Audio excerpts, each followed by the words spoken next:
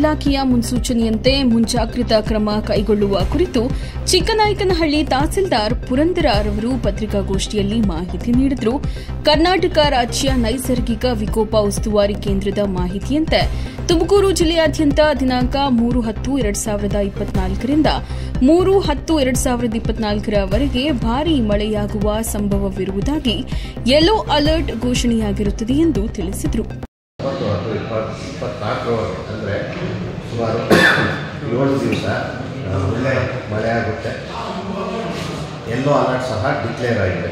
Yellow alert ಅಂದರೆ ಅದಕ್ಕೆ ಒಳ್ಳೆ ಉತ್ತಮವಾದ ರೀತಿಯಲ್ಲಿ ಮಳೆ ಹಾಗಾಗಿ ಈ ರೀತಿ ಭಾರಿ ಮಳೆ ಆಗೋದ್ರಿಂದ ಸಾರ್ವಜನಿಕರು ಮತ್ತು ಸಂಬಂಧಪಟ್ಟ ಎಲ್ಲ ಇಲಾಖೆಗಳವರು ಸಹ ಈ ಸಂದರ್ಭದಲ್ಲಿ ಹೆಚ್ಚು ಜಾಗ್ರತೆಯನ್ನು ನಾವು ವಹಿಸಬೇಕಾಗುತ್ತೆ.